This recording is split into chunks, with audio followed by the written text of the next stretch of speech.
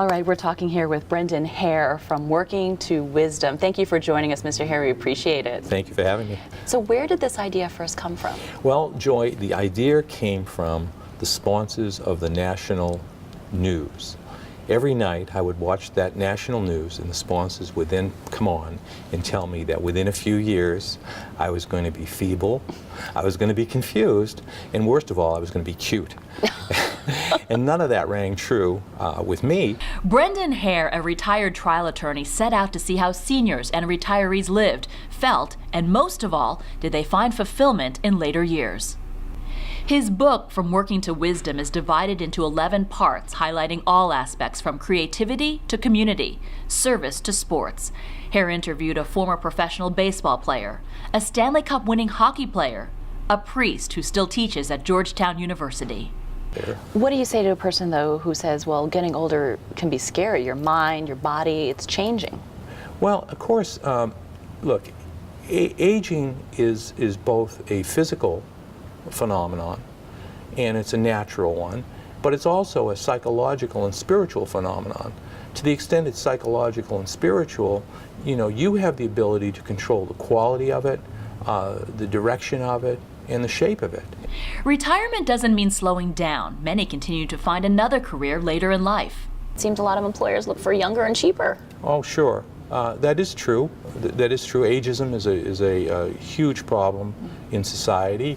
I mean, we have three characteristics from early age we categorize people: race, sex, age. And age, you know, race and sex have been largely addressed and called out, but ageism passes it's so inherent in our society, so intrinsic and so ingrained in our society that we grow up accepting it.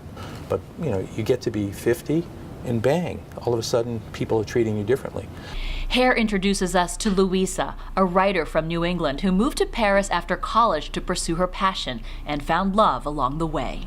Her point all along was who has, at the end, who has had a more rewarding life. Then there's Susumu Ito, a Japanese American who grew up in California.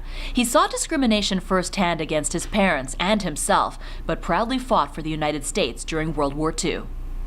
They were sent to rescue a battalion of Texas infantrymen who were in the Vosges Mountains and surrounded by Germans. And the battle lasted 5 days.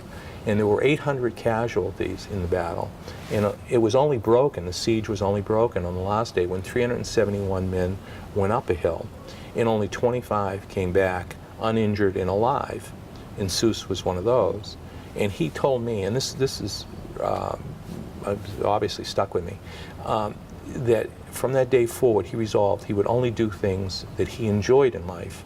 Ito went on to receive his PhD in microbiology and taught at Harvard Medical School. He also received a Congressional Gold Medal for his service. He's now 95. Others featured were public figures like former New Jersey Governor Jim McGreevey. He rose very fast in New Jersey politics, and then there was this scandal about his having an affair with one of his male staffers while he was married with a family. And he resigned. And parts of that resignation process, it took a while for him to understand how much change he had what he was always denying. He had always been denying his homosexuality. McGreevey now works with women at a New Jersey correctional facility.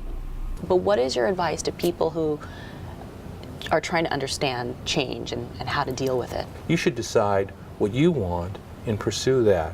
What comes and goes and buffets you is just noise. It's your direction, it's your choice, and you pursue it. Joy Dumandan, Boomer TV.